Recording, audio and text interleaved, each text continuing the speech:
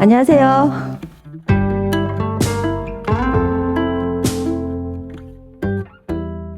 제가 오늘 사실은 여러분들 좀 겁 좀 주려고 왔어요. 겁도 좀 먹으시고, 또 겁을 먹는 게 중요한 게 아니라 좀 정확하게 알고, 또 우리가 어떤 물질들을 먹고 있는지, 또 식탁 위에서 어떤 것들이 우리한테 되돌아오는지 좀 자세하게 한번 알아보려고 왔는데요. 자, 오늘은 우리 식탁 위의 미세 플라스틱, 뉴스에서 잠깐 보셨죠? 보신 것처럼 우리가 그냥 무심코 먹는 음식 속에 우리가 알게 모르게 미세 플라스틱이 포함되어 있다라는 걸 이제 아시고 드셔야 된다라는 걸 경각심을 좀 울리기 위해서 왔는데요. 자, 오늘 이제 미세 플라스틱이 우리 식탁에 올라온다는 걸 알기 위해서는 플라스틱이 뭔지, 또 그러면 미세 플라스틱은 뭔지, 우리 생활 속에 얼마나 미세 플라스틱과 함께 생활하고 있는지, 그리고 나서 우리가 이걸 제대로 알고 나서 어떻게 우리가 실천을 해야 될지, 이런 순서로 한번 살펴보도록 하겠습니다. 먼저 플라스틱. 여러분들 플라스틱 다 아시죠? 제가 플라스틱이 뭔지 뭐 좀 알려드리려고 제품들을 좀 가지고 왔는데, 사실 가지고 올 필요도 없었네요. 여기 지금 우리가 앉아 있는 곳에만 해도 플라스틱이 많이 있어요. 플라스틱은 우리가 많이 쓰고 있지만 좀 사전적인 의미로 보면 열이나 압력에 뭐 성형할 수 있는 유기물, 기반, 고분자 물질, 그 혼합물 이렇게 되어 있죠. 그러니까 플라스틱이 많이 활용될 수밖에 없는 것이 바로 플라스틱이 우리가 원하는 대로, 또 단단하고 가볍고 여러 가지 장점이 있기 때문에 우리가 원하는 대로 언제든지 쉽게 만들 수 있기 때문에 플라스틱을 많이 쓰고 있는 겁니다. 자, 그리스의 어원에 보면 플라스틱이라고 해서 쉽게 원하는 모양으로 가공할 수 있다. 자, 지금 제가 들고 있는 이거 포인트도 플라스틱 재질이 들어있어요. 마이크에도 들어있고, 여러분들 입고 있는 옷에도 들어있고, 여기 의자 바닥에도 플라스틱 성분이 들어있고요. 지금 여기서 준비해 놓으신 생수에도 플라스틱이 들어있고, 또 제가 가지고 온 자료를 가지고 온 이 화일에도 플라스틱 성분이 다 들어있습니다. 그리고 여러분들 쓰고 계시는 다 한 분 빼고 일회용 마스크를 쓰고 계시는데요. 마스크에도 플라스틱 성분이 들어있어요. 자, 왜 우리는 이렇게 플라스틱을 많이 쓸까? 플라스틱은 너무 가볍고 단단하다는 장점이 있습니다. 그리고 약품에 해를 입고 또 부패하지 않는다, 썩지 않는다. 이 부분 때문에 사실 미세 플라스틱이 발생하고 우리가 먹는데 미세 플라스틱의 어떤 우리 식탁으로 되돌아오는데 일조를 하는 것이 바로 썩지 않는 성질, 부패하지 않기 때문에 우리가 많이 사용을 했는데, 결국 썩지 않는다라는 장점 때문에 결국 우리를 위협하고 있는 게 플라스틱이죠. 그리고 투명하고 착색이 자유롭다. 뭐 원하는 대로 색깔을 잘 낼 수 있죠. 올해부터 플라스틱 폐기하는 뭐라 그러죠? 쓰레기 분리수거법이 바뀌어서 이렇게 투명한 플라스틱만 재활용이 됩니다. 좀 불투명한 플라스틱, 이렇게 검은색이나 색깔이 들어간 것은 재활용이 될 수 없다라고 해서 투명한 플라스틱만 재활용이 되는데, 우리가 이쁘게 하려고 플라스틱에 색깔을 입혀서 착색을 해서 제품을 내놓고 있죠. 그리고 가공성도 좋고 전기 절연성도 우수하고 단열 청결하고, 뭐 부패가 되지 않으니까 당연히 청결하겠죠. 그리고 전기와 열을 잘 전달하지 않는다라는 장점이 있습니다. 그래서 뭐 사실 예전에는 유리 제품 같은 거 많이 사용을 했는데, 유리가 위험하다, 깨지고 나면 사람한테 상처를 입힐 수 있죠. 그래서 유리가 위험하다라는 것 때문에 물컵이나 가정에서 사용하는 제품들을 플라스틱으로 많이 바꿨어요. 특히 어린이가 있는 집이나 좀 연로하신 노인이 있는 집 같은 데는 무거우니까. 그래서 플라스틱이 이러한 장점들 때문에 우리 생활에서 뗄래야 뗄 수 없는 물질이 되었습니다. 자, 현대 사회를 플라스틱 사회라고 할 만큼 플라스틱을 우리가 많이 사용을 하고 있는데요. 뭐 석기 시대, 청동기 시대, 철기 시대 이후에 플라스틱 시대라고 얘기를 하고 있어요. 그리고 이제는 뭐 농담 반 진담 반으로 인류를 플라스틱 인류라고도 뭐 얘기를 하죠. 그리고 지구도 이제 플라스틱으로 다 덮여 있기 때문에 플라스틱 지구라는 용어도 생겨나고, 여러 가지 신조어가 생기면 생길수록 플라스틱의 사용 용도는 더 많아지고 있다라는 거죠. 아무리 사용을 하지 않으려고 해도 플라스틱은 우리 생활에서 밀접하게 관련돼 있고 그리고 실제로 많이 우리가 활용을 하고 있습니다. 아, 제가 방금 봤는데 요 들어오실 때 요 명찰하고 들어오셨어요? 자, 그것도 플라스틱입니다. 비닐도 플라스틱 성분이 들어있으니까. 자, 하나부터 10까지 플라스틱 제품이 아니고는 우리가 생활하기 어렵다라는 거죠. 이 플라스틱은 언제 개발이 되었느냐? 처음에 플라스틱이 어떻게 개발됐는지 혹시 아세요? 제가 상품을 준비해 왔는데요. 여기 도서관이라서 책을 가져왔어요. 공기의 탄생이라고 녹색연합에서 녹색연합 작은 것이 아름답다라는 그 단체에서 만든 책을 제가 선물로 가져왔는데 혹시 제가 질문을 하거나 아니면 수업을 열심히 들으시는 분한테 나중에 갈 때 한 권씩 나눠드리겠습니다. 자, 이 플라스틱은 처음에 당구공이 아프리카 코끼리의 상아로 만들어졌대요. 그 상아가 너무 비싸기 때문에 좀 저렴하게 당구공을 만들 수 없을까라는 고민에 의해서 플라스틱을 개발하게 되었는데 막상 플라스틱을 만들어서 당구공을 만들었더니 당구공은 이렇게 부딪혀야 되는 공이죠. 그래서 좀 그만큼은 단단하지 않아서 당구공으로는 부적합하지만 그 대신에 만년필이나 틀니 그리고 단추 뭐 이런 용도로 사용을 하게 되었다고 합니다. 그러니까 플라스틱의 어떤 그 발명은 상당히 엉뚱하게 발명이 되었지만 그로부터 지금 우리 일상생활에서 뗄래야 뗄 수 없는 제품이 되었다라는 거죠. 자, 플라스틱 제품들입니다. 여러분들 오늘 하루를 어떻게 사셨는지 모르겠는데 이게 생수병이죠. 생수나 음료수병, 우유병, 그리고 요게 약 껍질입니다. 그리고 이거는 뭐 식료품, 여기 화장품, 요즘 코로나 시대에 많이 사용하는 물티슈, 그리고 형형각색의 플라스틱 식기류, 스푼도 있고 컵도 있고 접시도 있고 아주 많은 예쁜 제품들이 있죠. 과거에 뭐 여름에 수박 화채나 팥빙수 이런 거 드실 때 저런 컵들을 사용해서 집에서 많이 사용을 하셨을 거예요. 그리고 우리가 플라스틱 그러면 좀 뭔가 그래도 딱딱하고 고형화되어 있는 그런 느낌으로 생각을 하셨을 텐데 여기 있는 의류, 자, 100% 순면, 삼배 이런 천연 성분의 소재가 아니다라면 모든 의류에 플라스틱 성분이 들어있다라고 생각을 하시면 됩니다. 그러니까 우리는 플라스틱을 입고 플라스틱을 먹고 또 플라스틱을 사용하면서 살아가는 정말 한마디로 플라스틱 인류가 딱 맞는 그런 시대에 살고 있는 거죠. 자, 그리고 여기 보면 요 도시락 용기예요. 좀 잘 보이세요? 일회용 도시락. 저도 오늘 저녁에 일회용 도시락에서 도시락으로 밥을 먹었는데 이제는 코로나 때문에 뭐 안전을 택할 것이냐 환경을 택할 것이냐 뭐 좀 약간 고민의 기로에 서 있죠. 하지만 우리가 아무리 편리하다고 해서 환경을 포기할 수는 없고 또 너무 자연을 생각한다고 또 뭐 위생을 또 포기할 수도 없겠죠. 이 균형을 적절히 갖추는 게 또 우리의 역할이기도 한데 어쨌든 우리가 일상생활에서 뗄래야 뗄 수 없을 만큼 많은 플라스틱 제품을 사용하고 소비하고 그리고 소비하지 않고는 더 이상 살 수 없는 시대가 왔다라는 겁니다. 자, 이제 플라스틱 사용 일지인데요. 이게 뭐냐면 작년에 주간 동화에서 하루 동안 얼마나 많은 플라스틱 제품을 우리가 사용하는지 조사를 해서 이걸 연재를 했었어요. 근데 작년 1월 달 설날 지나고 나서 여기서 조사를 해서 올렸는데 제가 이 플라스틱 제품을 하루에 얼마나 사용하는지 그 하루의 일과를 시계처럼 지켜보는 겁니다. 제가 여기 화면에 잘 안 보이실 것 같아서 적어 왔는데 자, 상당히 일찍 일어나요. 6시 30분에 일어나서 자명정이 울리고 정수기 물을 먹고 영양제를 먹고 새벽 배송된 뭐 음식을 정리를 하는 거예요. 자, 요즘 뉴스 TV에서 많이 보셨죠? 지금 주문하면 내일 아침에 내일 새벽에 우리가 딱 먹을 수 있게 신선식품을 문 앞까지 배달해주는 서비스가 있죠. 이런 서비스를 했더니 포장지가 9개나 나왔더라라는 거죠. 그러면 이 하루에 6시 30분에 일어나자마자 12개의 플라스틱을 사용한 거예요.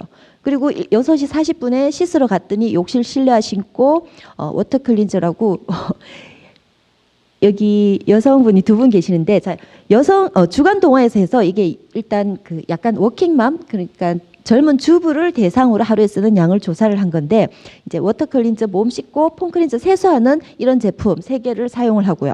그리고 이제 화장을 할 때 수많은 제품, 모든 화장품이 다 플라스틱이 포함되어 있고 또 플라스틱 용기에 담겨져 있죠. 그래서 스킨, 뭐 로션, 에센스, 크림, 쿠션, 뭐 아이섀도우, 뭐 여러 가지 화장품들을 썼더니 14개의 플라스틱 제품을 사용했다라는 겁니다.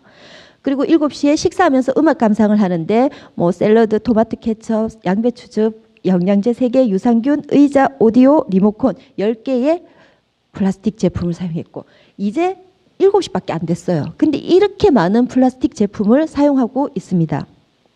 그리고 양치할 때도 플라스틱 제품을 쓰고 그리고 출근하기 전에 이렇게 청소하는지 저도 몰랐는데 7시 30분에 이제 출근하기 전에 청소기, 물걸레, 공기청정기 또 3개의 제품을 쓰고 그리고 이제 출근하기 위해서 옷을 갈아입는데 블라우스, 코트, 신발 모두 플라스틱이 포함되어 있어요. 지금 여러분들이 입고 있는 의류의 신발에 뭐 휴대폰에 모든 제품에 플라스틱이 함유되어 있다라는 거죠. 그리고 8시에 출근하면서 간식 포장지 간식을 사고 교통카드 찍고 버스 의자, 버스 손잡이 또 4개의 플라스틱을 사용하고요. 뭐 하루가 너무 긴데 9시 업무 시작하면서 또 사원증 뭐 그리고 의자, 컴퓨터, 키보드, 마우스 다 플라스틱을 사용해서 12개. 11시 30분에 점심 식사를 하면서 쟁반 그리고 그릇 7개의 플라스틱 또 티타임 하면서 음료수도 먹고 여러 가지 플라스틱 제품들을 계속 사용합니다. 양치하고 또 업무하면서 또 사용하고 그리고 퇴근하면서 이어폰 요즘 젊은 사람들 맨날 귀에 못 꽂고 휴대폰만 바라보고 있죠. 이렇게 이어폰을 쓰면서 또 플라스틱 제품을 사용하고요. 그리고 집에 와서 씻을 때 또 폼클렌징하고 뭐 이렇게 샴푸, 린스 이런 걸 사용하면서 플라스틱 제품을 사용하고 밥 먹으면서도 밥통, 주걱, 간장, 전기포트 모든 게 다 플라스틱 제품이고요. 그리고 나서 뭐 세탁할 때, 뭐 놀 때, 장난감도 다 플라스틱이고요. 막상 잠을 자려고 잠자리에 딱 들었더니 가습기와 무드 등까지 2개의 플라스틱. 자, 24시간 우리가 하루 동안 살면서 117개의 플라스틱 제품을 사용을 했다고 합니다.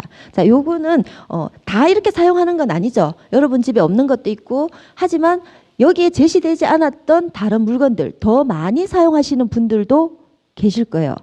저는 여기에 있는 뭐 제품들이 없는 것도 있지만 또 내가 사용하는 제품 중에서 여기에 제시되지 않았던 부분들도 많이 있기 때문에 통상적으로 우리가 하루 동안 약 117개의 플라스틱 제품을 사용을 한다라는 거는 엄청난 숫자죠. 거기에다가 그만큼 우리가 플라스틱을 뗄래야 뗄 수 없는 우리 생활의 일부로 볼 수밖에 없다라는 겁니다. 자, 이제 플라스틱이 이렇게 우리 일상생활에 뭐 일상생활이 아니라 그냥 뭐 이제 플라스틱과 함께하는 플라스틱 이즈 우리 삶이죠. 플라스틱은 우리 삶의 한 부분인데 이런 플라스틱과 함께 살다 보니까 플라스틱이 어떻게 미세 플라스틱이 되는가?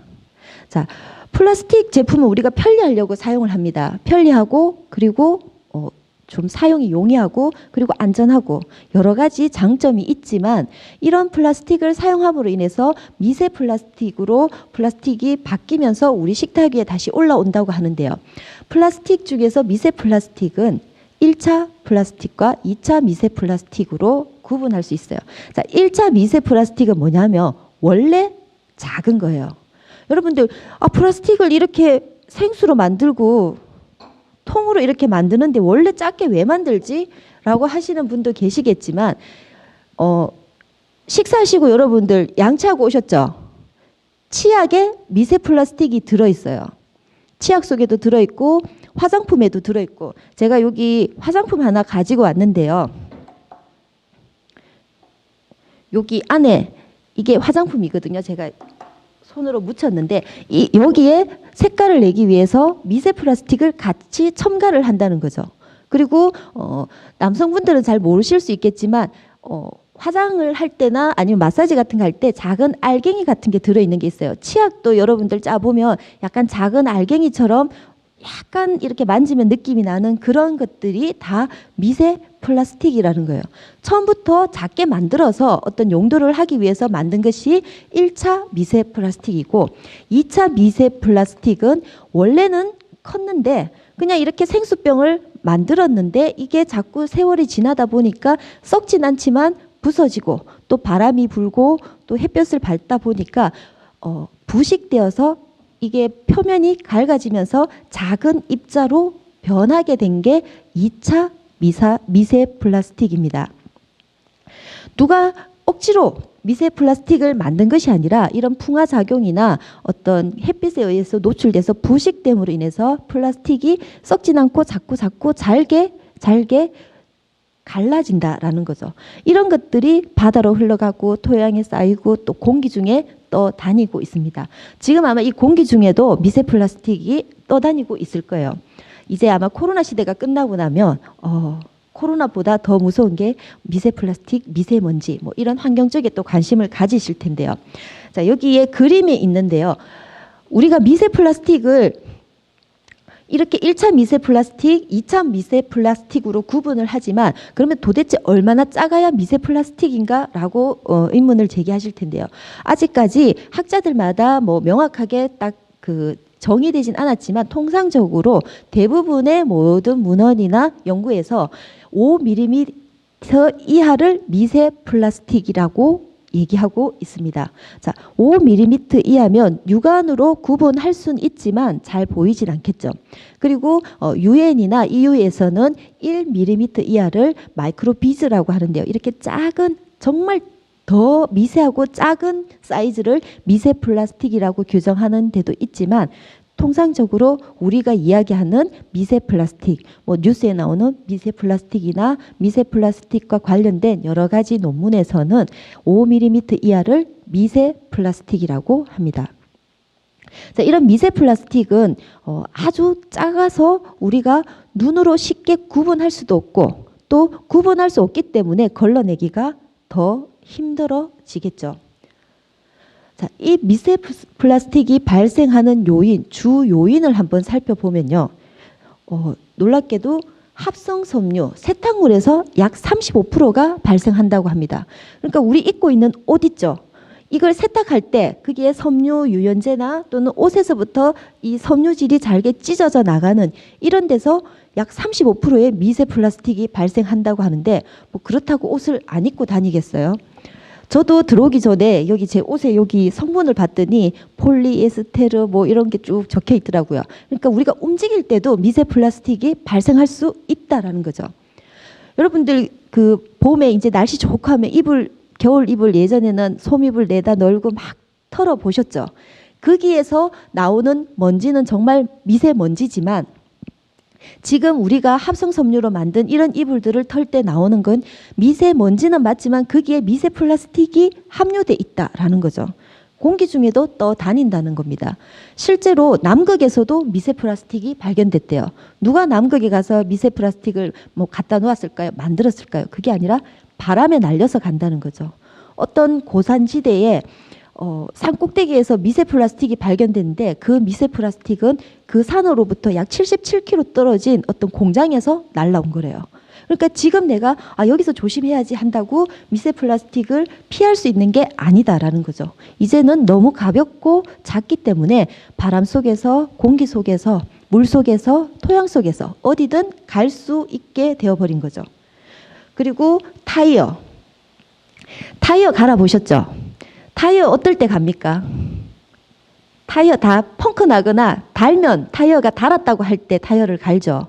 그 기준이 뭐 몇만 킬로 이상 타면 갈 때도 있고 아니면 뭐 몇 년 이상이 지나면 갈아줘야 된다 이러는 부분도 있지만 타이어 표면에 보면 이렇게 홈이 나 있어요.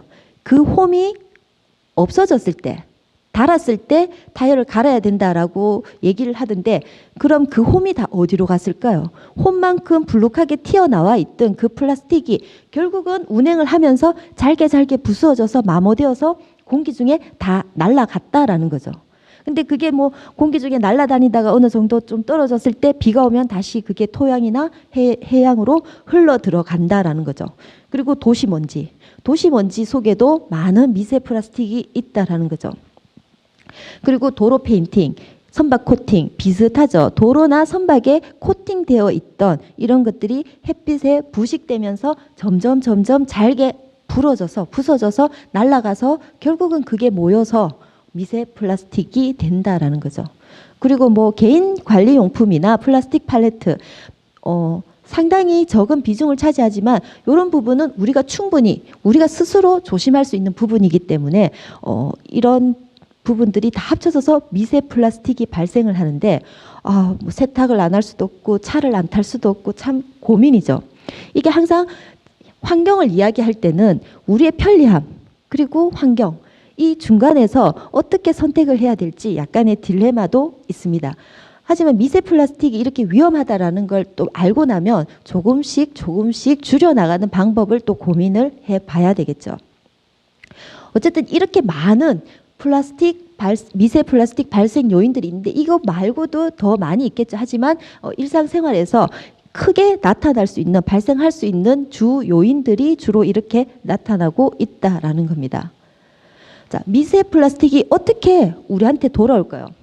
자, 미세 플라스틱이 아주 작기 때문에 뭐 우리가 그 세수를 하거나 그러면 세수를 하면 그게 화장품에 들어있던 미세 플라스틱, 뭐 양치를 할 때 치약에 들어있던 미세 플라스틱, 원래 미세 플라스틱이 아니어도 바닷속에 흘러 들어가면서 점점 부서졌던 미세 플라스틱들이 강을 통해서 하수구를 들어가서 강을 통해서 바다로 흘러갑니다.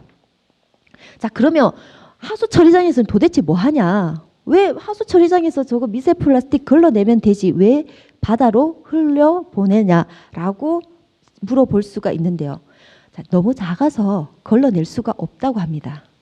만약 하수 처리에서 그것을 걸러낼 수 있다라면 그만큼 더 많은 비용과 또 시간이 들겠죠. 근데 너무 미세하기 때문에 그것까지 다 걸러낼 수가 없어서 바다로 흘려 보냈더니 그 작은 플랑크톤이 그 미세한 플라스틱을 보고 자기 먹인 줄 오해하고 그걸 먹었다라는 거죠. 플랑크톤이 먹었더니 또 물고기가 플랑크톤이 자기 먹이니까 먹고 또 작은 물고기는 큰 물고기에 잡아먹히고 큰 물고기는 다시 우리가 먹죠.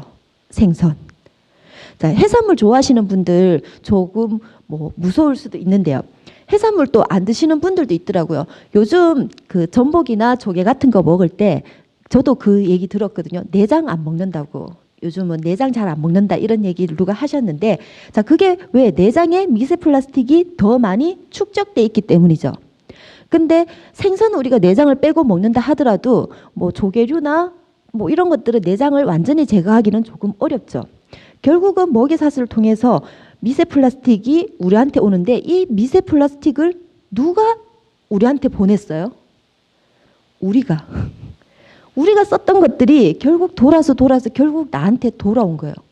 우리가 편리하려고 그냥 싸기 때문에 그냥 아무 생각 없이 사용했던 이런 플라스틱이 결국은 다시 나에게 미세한 플라스틱으로 되돌아왔다라는 거죠. 뭐 이 먹이 사슬에서 가장 그 최종적인 어떤 포식자는 어떤 형태로든 인간이기 때문에 결국은 우리가 미세 플라스틱을 먹을 수밖에 없다라는 거죠. 자, 이런 미세 플라스틱은 어떤 영향이 있느냐? 아까 우리가 뉴스에서 잠깐 봤지만 미세 플라스틱이 인체에 해롭다라고 얘기는 하고 있지만 아직 과학적으로 어떤 인과관계가 있다라고 정확하게 밝혀진 결과는 잘 없습니다. 그러면 미세 플라스틱 뭐 안 위험하니까 먹어도 될까? 뭐 아직 정확하게 과학적으로 인과적 관계가 밝혀지지 않았으니까 미세 플라스틱 얼마든지 먹어도 된다라고 얘기할 수도 있겠지만 상식적인 선에서 플라스틱을 우리가 이런 걸 씹어 먹는다고 생각하면 몸에 좋을 리가 없겠죠.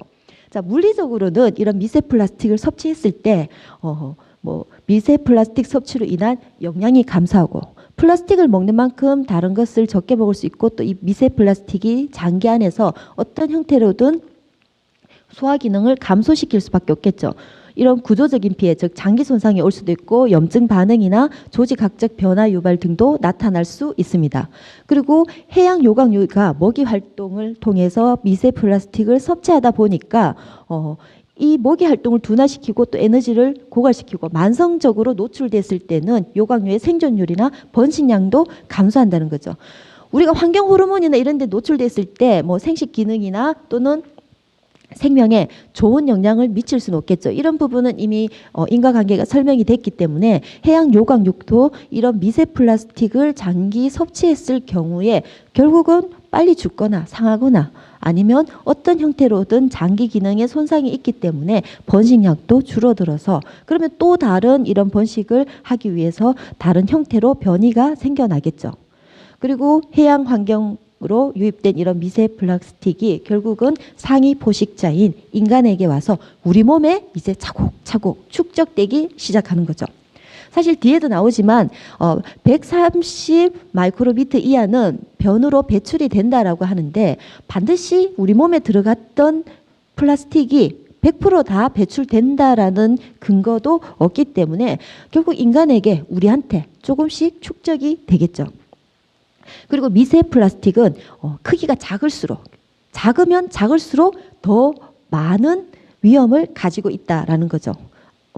여기 있네요. 130 마이크로미터 이하인 미세 플라스틱은 배출되지만 대부분 장세포와 결합해서 세포 내의 다른 장기나 또는 다른 기관으로 이동해서 우리 인간에게 해를 줄 수도 있다라는 겁니다. 자, 그리고 미세 플라스틱은 점점 더 이 개수와 생물 이용도가 증가한다는 거죠. 자꾸 미세 플라스틱이 점점 더 쪼개지면 쪼개질수록 뭐 이렇게 말씀하시는 분도 있어요. 점점 작아져서 너무 작아지면 뭐 그냥 썩지 않을까요? 분해되지 않을까요? 아닙니다. 플라스틱은 썩지 않는 특징 우리가 제일 먼저 얘기를 했지만 절대 썩지 않죠. 500년 정도까지. 물론 500년이 지나면 썩을 수도 있습니다. 근데 플라스틱이 개발된 지 지금 100년밖에 되지 않았는데 우리가 미세 플라스틱을 침묵의 살인자라고 부를 만큼 이렇게 도서관에서 강의를 할 만큼 미세 플라스틱이 우리 생활에 위협을 주고 있다라는 것은 미세 플라스틱뿐만 아니라 플라스틱이 100년 만에 인류의 생활에 큰 위협적인 존재로 다가왔다는 거죠. 그러니까 편리함도 줬지만 이제는 우리에게 위험도 준다라는 거죠. 그리고 두 번째는 전 지구적인 문제라는 거예요. 미세 플라스틱 위험하니까 그럼 딴 데로 뭐 이사 가지? 딴 데 어디로 갑니까? 남극으로 갈 수도 없고 남극에도 미세 플라스틱이 있대요. 자, 작년에 우리 코로나 터졌을 때 우리 지역에서 전부 어려운 시기를 보내셨죠. 뭐 처음에 1월 달만 하더라도 코로나 뭐 감이 없었죠. 우리나라에 코로나 환자는 있었지만 우한 뭐 갔다 오면 위험하다. 우한 코로나 우리도 그렇게 얘기를 했는데 막상 대구에 코로나 환자가 많이 나오기 시작했을 때 우리나라에서도 대구 코로나 뭐 대구 봉쇄해야 된다. 대구가 위험하다. 이렇게 얘기를 많이 했었죠. 근데 지금 그때는 사실 정말 이동량도 적었었고 어디 가기가 무서웠죠. 대구 사람이니까. 지금 어떻습니까? 뭐 서울 가면 위험하다. 서울 안 가십니까? 가시죠. 제주도 가면 위험하다. 제주도 사람이 오지 말라고 한다고 못 갑니까? 어딜 가나 지금은 위험이 똑같아요. 처음에 발생했을 때만 대구가 좀 집중적으로 그랬지만 지금은 똑같은데 오히려 대구가 안전하죠. 전 지구적인 문제. 그러니까 어딜 가도 플라스틱, 미세 플라스틱 문제를 간과할 수가 없다는 거죠. 남극을 가든 북극을 가든 미국을 가든 더 심하면 심했지 오히려 어디 안전지대가 지구에는 없다라는 거죠. 그리고 오염도도 높고 점점 증가하고 있다. 우리가 많이 사용하니까 점점 증가할 수밖에 없겠죠. 그리고 독성 물질의 이동과 전이가 매우 용이하다. 플라스틱의 어떤 그 특성상 다른 물질과 결합하기가 쉽다라는 겁니다. 그리고 풍화에 지속적으로 생성되고 바람이 불어서 부서지면 잘게 부서진 플라스틱은 더 잘게 부서지는 게 더 쉽다라는 거죠. 자, 처음에 이런 플라스틱이 반으로 쪼개지기는 힘들지만 반으로 쪼개진 플라스틱이 다시 반으로 쪼개지고 또 반으로 쪼개지는 것은 처음에 부서질 때보다 훨씬 쉽기 때문에 계속해서 미세 플라스틱이 생성된다는 거죠. 그리고 회수가 불가능하다. 눈에도 보이지 않는 작은 미세 플라스틱을 어떻게 우리 다 가서 주워올 수도 없고 걸러올 수도 없고 실제로 바다에서 미세 플라스틱을 좀 수거하기 위해서 어떤 그물망을 쳐서 수거를 했더니 미세 플라스틱도 수거가 되지만 미세 플라스틱뿐만 아니라 바다에 유해한 어떤 성분의 미세한 뭐 플랑크톤이나 물질까지 모두 걸러지는 거예요. 그래서 차라리 미세 플라스틱을 걸르는 그 비용도 뭐 어쨌든 전 바다를 걸릴 수도 없겠지만 걸러봤더니 우리 몸에 좋은 것까지 바다에 필요한 것까지 다 걸러지더라는 거죠. 단순히 미세 플라스틱만 딱 구분해서 회수하기가 힘들다라는 겁니다. 여러분들 식물에 물 줄 때 수돗물 주라고 얘기 들으셨죠? 이거 저는 생수 남아서 뭐 식물에 주고 하면 그게 흙은 적셔줄 수 있지만 식물에는 도움이 되지 않는데요. 왜? 정수를 하면서 식물에게 필요한 성분까지 다 걸러버리는 거죠. 그래서 수돗물을 바로 주라고 얘기를 하죠. 미세 플라스틱도 마찬가지인 거예요. 그걸 걷어내려고 했더니 다른 성분까지 다 걷어버리기 때문에 결국은 미세 플라스틱이 계속 바다를 떠다닐 수밖에 없다라는 거죠. 자, 이제 우리 생활 속에 미세 플라스틱이 얼마나 우리가 함께 생활하고 있는가, 먹고 있는가, 같이 주위에 있는가 살펴보면요. 소금, 이 뉴스가 아마 나온 게 시점이 소금 때문에 지금 온 나라가 난리가 났다고 들었는데 얼마 전에 소금 1kg당 약 681개. 이거는 이제 평균치입니다. 어떤 연구소에서 전 세계 18개의 소금물 성분을 조사를 했더니 소금에 미세 플라스틱이 함유돼 있는데 그 미세 플라스틱 함유량이 아시아 지역이 훨씬 더 많더라. 그리고 뭐 우리가 흔히 말하는 명품 소금이라고 하는데도 미세 플라스틱이 다 포함돼 있더라. 그래서 미세 플라스틱을 소금을 1kg당 681개의 평균 미세 플라스틱이 들어있으니까 우리가 소금 섭취율을 평균 계산했더니 1년에 1000개의 미세 플라스틱 우리가 먹는다라는 거죠. 다른 건 안 먹고 소금만 먹어도. 그랬더니 누가 이러더라고요. 그럼 간장 먹으면 안 돼요? 자, 간장도 소금으로 만들죠. 결국은 어떤 형태로든 소금 속에 미세 플라스틱이 포함되어 있는데 오히려 그 소금을 이렇게 채취하는 과정이 해수에서 채취하는 방법이 있고 또 그 해수 말고 담수 그리고 그 돌에서 채취하는 방법이 있죠.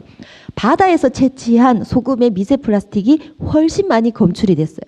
그 이유가 뭐겠어요? 보통 우리는 고여 있는 물이 좀 더 더럽다고 생각을 할 수 있는데 결국은 이 플라스틱이 흘러서 바다로 유입되기 때문에 해수에 있는 소금이 훨씬 더 플라스틱 함유량이 많다라는 거죠. 자, 그리고 해산물, 미역, 김, 뭐 해초류, 산호초, 굴 등에도 미세 플라스틱이 포함되어 있죠. 아까 우리 뉴스에서 잠깐 봤죠. 그래서 요즘은 또 이런 말을 한답니다. 요즘 조개에는 진주가 들어있지 않고 플라스틱이 들어있다고. 그리고 세안제나 치약, 화장품, 각종 생활용품에도 미세 플라스틱이 들어 있습니다. 그리고 생수에도 플라스틱이 검출됐죠.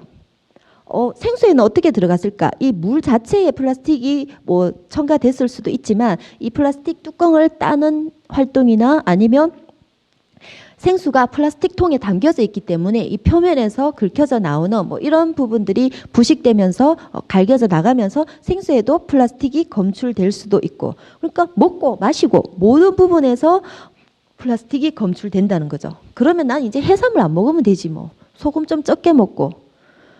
근데 농작물은 플라스틱이 없을까? 지금까지는 사실 농작물은 안전하다라고 생각했던 게 일반적이었어요. 근데 중국의 어떤 연구소에서 연구를 했는데 상추와 밀의 그 뿌리 옆부분에 나는 뿌리 측면을 통해서 토양과 물을 통해서 미세 플라스틱이 올라갔다. 먹었다는 거죠, 식물도.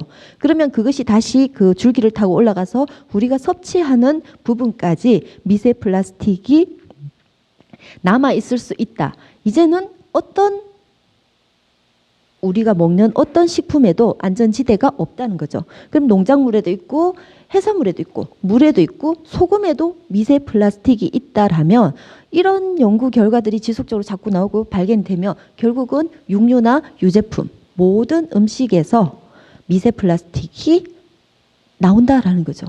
그러면 우리가 먹는 모든 음식이 미세 플라스틱을 함유하고 있다라는 거예요. 이제 아마 조금 있으면 어떤 식품이나 음식을 팔 때 뭐 미세 플라스틱 함유량 몇 그램 뭐 이렇게 나올지도 모르겠다라는 생각이 들더라고요. 자, 미세 플라스틱이 우리 인체에 왔을 때 어떤 결과가 있는가?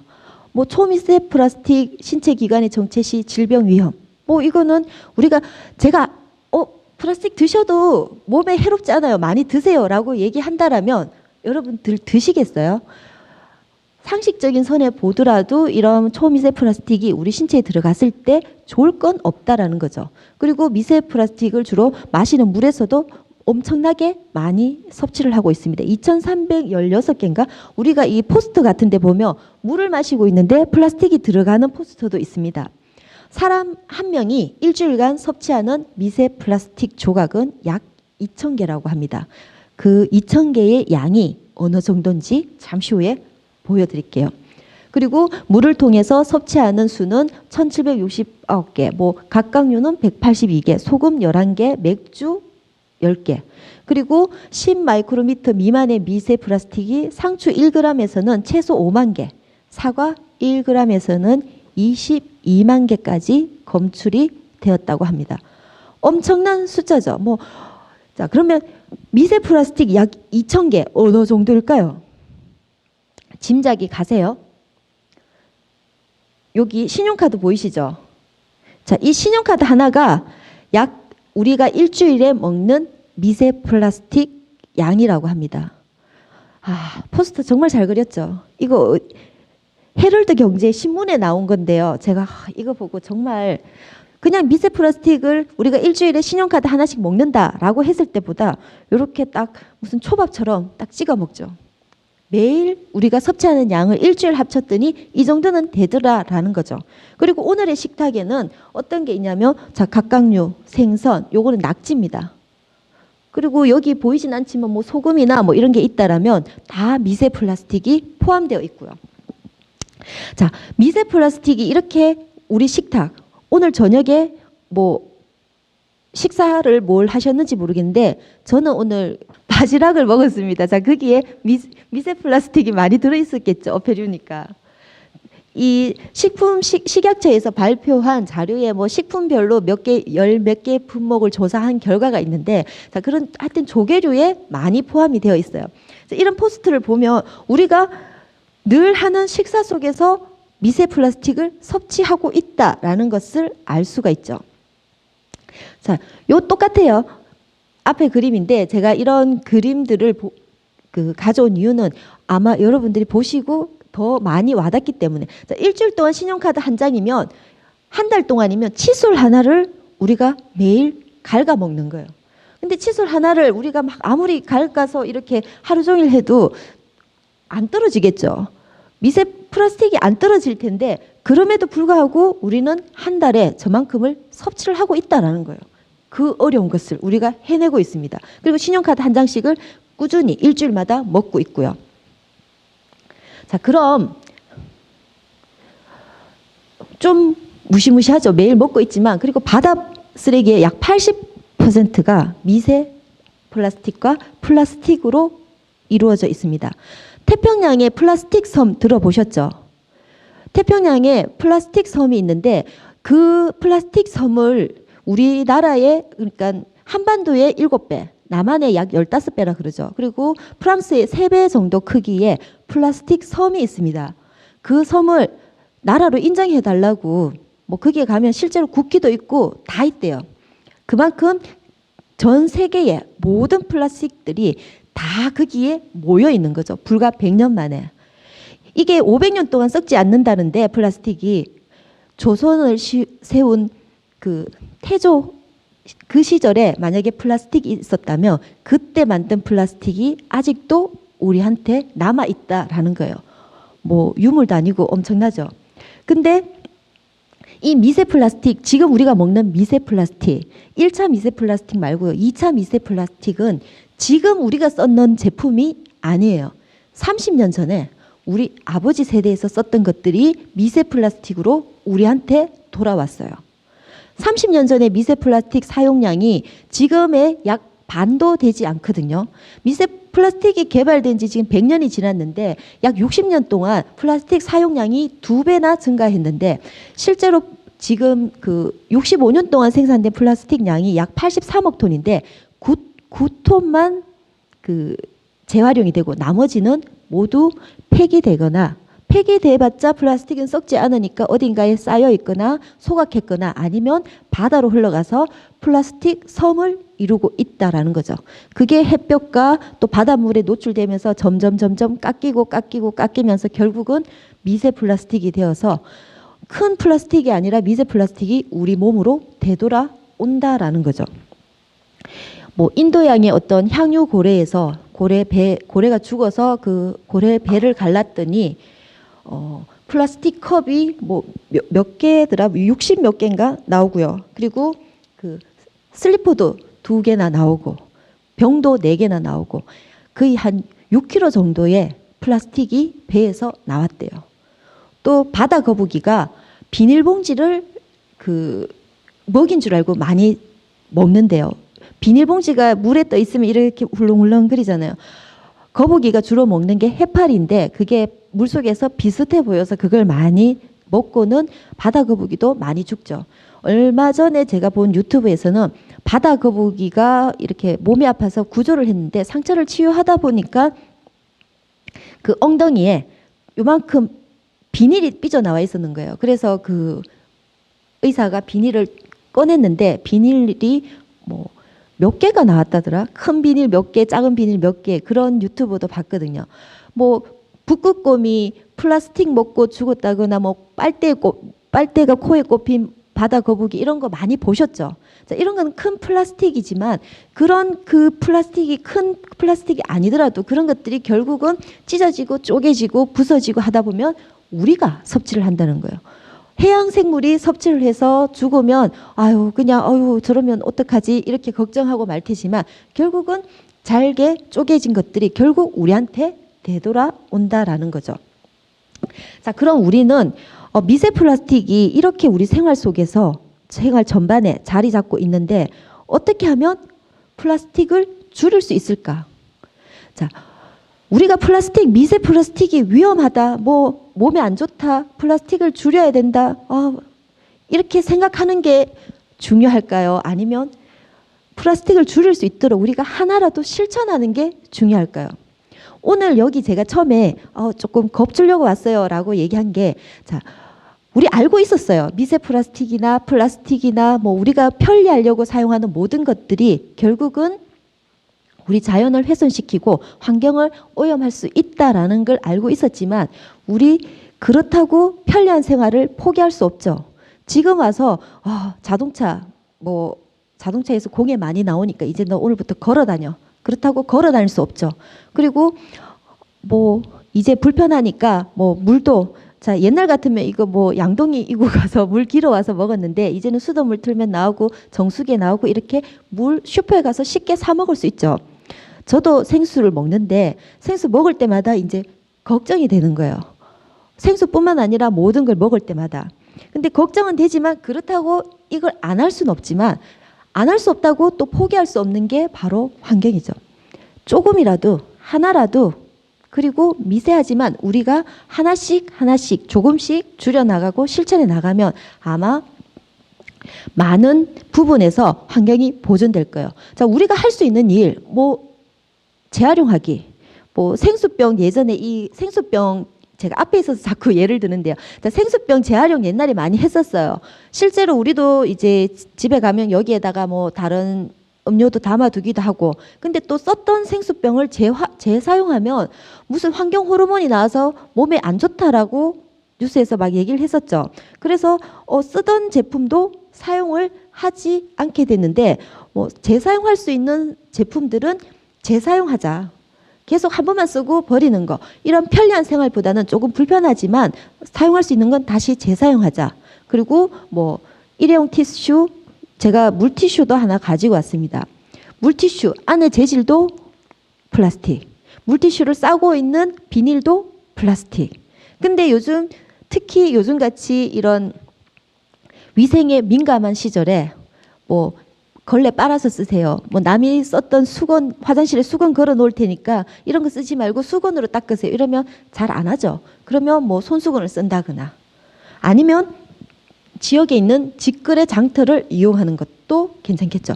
자, 다른 또 어떤 영상이나 이런 데 보시면 어떤 분이 슈퍼에 가서 노 플라스틱 운동을 요즘 많이 하거든요. 노 플라스틱, 이제 플라스틱 쓰지 않겠다. 그래서 뭐 포장을 줄인다거나 아니면 나는 장 보러 갈 때 장바구니를 활용하는데, 여러분 장바구니 들고 시장 보러 가보신 분은 아시겠지만 장바구니 들고 장을 보러 가면 생선을 사면 어디 담습니까? 비닐에 담아오죠.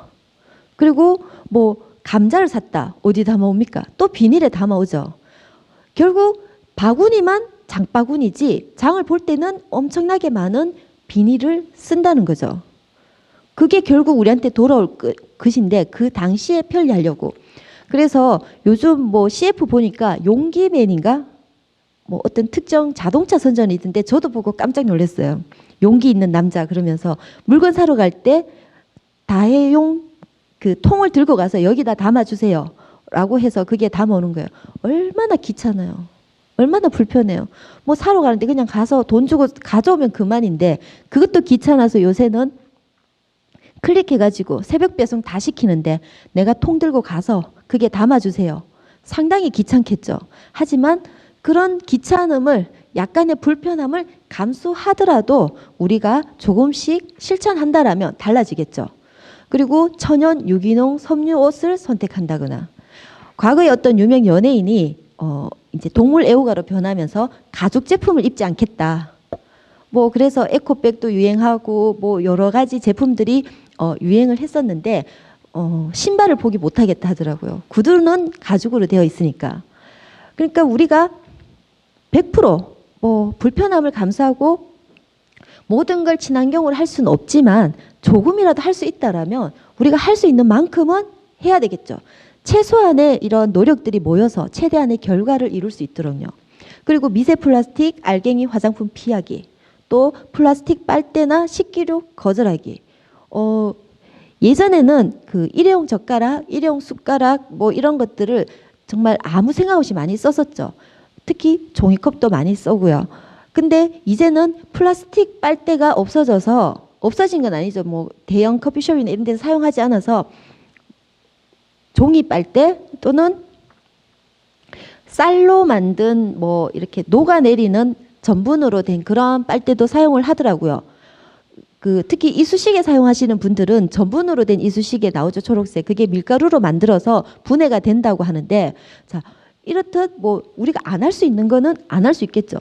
그리고 저는 원래 빨대를 쓰지 않기 때문에 왜 빨대를 굳이 써야 되는지 조금 이해가 되지 않고요. 어쨌든 이런 부분, 내가 꼭 빨대를 썼다라면 좀 한 번쯤은 안 써보는 거? 그럼 한 번을 안 썼더니 또 그 다음에도 안 써도 되더라. 그래 꼭 써야 된다라면 좀 뭐 친환경 빨대로 바꾼다거나 이런 노력이 필요하겠죠. 그리고 일회용 컵 대신에 텀블러를 사용한다거나, 그리고 일회용 수저를 나무 수저로, 뭐 플라스틱을 사용을 금지한다는 거죠. 마이크로비드, 초미세 이런 그 관련 그 플라스틱을 사용을 금지한다거나. 사실 우리나라는 이렇게 마이크로비드 사용에 대한 금지 법령이 다른 나라에 비해서 조금 늦은 편이에요. 뭐 아직까지 크게 와닿지 않아서 그런지 마이크로비드 사용 금지 법령이 법령화돼서 시행되진 않는데, 다른 나라에서는 이미 2015년도부터 마이크로비드가 들어간 화장품을 뭐 생산을 금지하고 수입도 금지하고 이렇듯 아예 쓰지 말자, 뭐 이렇게 제시해서 법령으로 정한 나라들이 많이 있습니다. 미국, 프랑스, 뭐 일본도 우리보다 먼저 이런 해양 오염에 대한 미세 플라스틱 저감 계획도 발표하고 했는데요. 우리도 이제 빨리빨리 발 맞추어 나가서, 왜냐하면 아까 그 미세 플라스틱에 대한 위험은 우리나라의 문제가 아니라 뭐 일본의 문제가 아니라 뭐 전 세계적인, 전 지구적인 문제이기 때문에 너가 해야 된다, 내가 해야 된다, 이게 아니라 우리 모두가 해야 되는 어떤 운동인 거죠. 그리고 여기 보면 뭐 일회용 컵이나 대신 텀블러를 사용하게 되는데, 아까 들어올 때 보니까 여기 선생님들이 다 텀블러를 사용하고 계시더라고요. 요즘 공공기관이나 이런 곳에서는 저렇게 이제 텀블러 사용하기를 많이 생활화하고 있습니다. 자, 근데 이런 것들은 자 일반적으로 다 알고 있는 내용이죠. 그래서 우리가 지금 가장 해야 되는 거는 도대체 이런 미세먼지, 미세 플라스틱, 환경오염, 뭐 저번 시간하고 그 앞 시간에는 뭐 이상기후하고 이런 강의 들으셨죠? 자, 그런 강의 들을 때마다 정말 우리 지구가 많이 힘들겠구나, 아프겠구나. 그러면 내가 할 수 있는 일은 뭘까? 내가 뭐 지금 당장 나가서 뭐 환경단체에 들어가서 해양 쓰레기를 주우러 갈 것이냐, 플라스틱나 좀 한 1톤 정도 주워 와야 되겠다. 뭐 이런 생각을 할 수도 있지만 내가 우리 생활 속에서 오늘 살면서 내가 조금 불편하지만 할 수 있는 거를 한번 생각해 봐야 되겠죠. 그리고 나서 생각만 하는 게 아니라 생각했으면 반드시 실천을 해야 됩니다. 생각했는데 좀 귀찮네? 좀 불편하네? 그럼 오늘만 뭐 이거 일회용 쓰지 뭐. 이렇게 생각하시면 안 된다라는 거죠. 그래서 우리가 훨씬 더 편리한 삶을 살기 위해서는 우리가 편리하게 살기 위해서는 건강해야 편리하게 살 수 있겠죠. 그리고 환경도 보존되어야 되겠죠. 아까 말씀드린 대로 30년 전에 플라스틱이 지금 미세먼지로 우리한테 다가왔다라면 우리가 훨씬 많은 플라스틱을 쓰는 지금 이 시대의 미세 플라스틱은 누구에게? 우리 자손에게 고스란히 되돌아갈 수밖에 없겠죠. 생각만 해도 더 끔찍하죠. 뭐 그 미세 플라스틱을 어떤 약품을 통해서 잠깐 섭취했던 해외 사례에서는 성인이 되어서도 출산을 했는데 피부가 검은 아이를 출산했다거나 이런 그 악영향을 미친 사례들이 자주 보고는 되고 있습니다. 1분마다 1톤 토력 분량으로 바다로 유입이 된대요. 얼마나 많은 플라스틱이 유입이 됩니까? 근데 내가 쓰는 플라스틱 제품 정말 많거든요. 자, 이거 제가 가지고 왔는데요. 이 병 안에 이게 티백이에요. 여러분 이 티백 혹시 이런 티백 보셨어요? 저 이거 한 번도 안 사봤거든요. 왠 줄 아세요? 비싸거든요. 전 또 돈 아까워서 비싸다고 이건 한 번도 안 사고, 자, 요런 티백 많이 썼었거든요. 요런 티백 이제 가정이나 사무실에서 많이 쓰시죠. 근데 우리가 생각할 때는 이게 고급 티백이에요. 찻집이나 뭐 이런 데 가면 요런 티백을 하고, 제가 마트에 파는 거 계산해 봤더니 하나에 거의 한 300원에서 500원 정도 하더라고요. 그러면 상당히 비싼 편 맞죠? 근데 이 플라스틱 티백을 뜨거운 물에 담궜을 때 미세 플라스틱이 너무 숫자가 많아서 제가 외우지도 못해서 적어왔어요. 우리가 상상할 수 없을 만큼 많이 발생을 하더라고요. 왜냐하면 116억 개의 미세 플라스틱이 발생한대요. 116억 개. 이 재질이 고급 실크 나일론이래요. 그러니까 이게 아주 미세한 플라스틱으로 얇게 만들어 놓은 건데 열을 가했을 때 미세 플라스틱이 엄청나게 더 많이 발생을 한다라는 거죠. 자, 근데 그러면 이 고급 티백 아까운데 어떻게 제가 그날 이후로 지금 안 먹고 그대로 남겨놨거든요. 여기 가져와서 한번 보여드리려고요. 그렇지만 우리가 이렇게 스트레스를 받아가면서 미세 플라스틱 때문에 이것도 못 먹고 저것도 못 먹고 그러면 더 스트레스를 받겠죠. 편리한 대로 또 활용할 수 있는 것은 활용하면서 하지만 더 적게 쓸 수 있는 방법, 더 줄일 수 있는 방법, 내가 할 수 있는 방법을 생각해 봐야 되겠죠.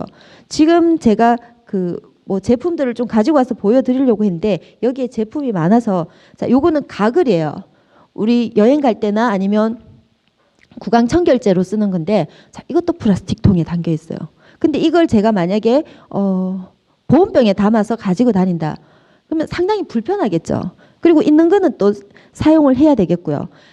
막 있는 물건 다 갖다 버리고 친환경 제품으로 다 바꾸고 이게 아니라 이제 앞으로 사용하는 물건들부터 이제 내가 조금 더 신경 써서 요런 제품은 좀 더 미세 플라스틱이 적게 나오지 않을까? 환경 오염을 적게 시키지 않을까? 뭐 요런 고민을 좀 하면서 어떤 제품을 살까? 어떤 제품을 소비를 할까? 한번 고민을 해 봐야 된다는 거죠. 다음 주에 강의하는 내용이 착한 소비는 없다. 맞아요? 그 주제가 상당히 공감이 되더라고요. 우리가 소비를 하는 건 뭐 어떤 형태로든지 간에 뭔가를 파괴할 수밖에 없거든요. 지금 노 플라스틱이나 제로 웨이스트 운동 하시는 분들이 장 보러 갈 때는 무슨 뭐 천 보자기나 이런 것들을 가지고 가서 거기에다 제품을 담아오고 또 다회 용기를 가지고 가서 이런 용기를 가지고 가서 샴푸나 린스 이런 것들을 직접 통에 짜가지고 제품만 사오는 거죠. 통은 필요 없다. 우리는 통을 사러 가는 게 아니라 용기를 사러 가는 게 아니라 제품을 사러 가기 때문에 내 용기에 제품만 담아 오겠다라는 운동들이 있어요. 대구에도 그런 샵이 몇 개 있더라고요. 자, 그런 곳에 가서 이렇게 보면 또 언뜻 사기가 힘든 게 이거 슈퍼에 가면 얼마 안 하는데 여긴 좀 비싸네.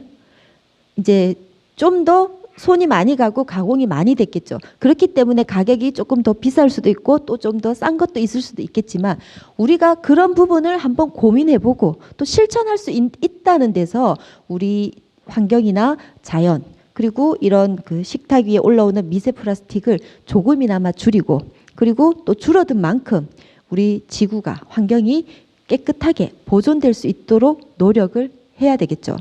강연은 여기서 마무리를 하고요. 저희가 다음 주에는 그 환경 문제에 대처하기 위한 방안에 대해서 중점적으로 이야기를 할 건데요. 생태환경 전문 작가인 최원영 선생님 모시고 강연을 듣도록 하겠습니다.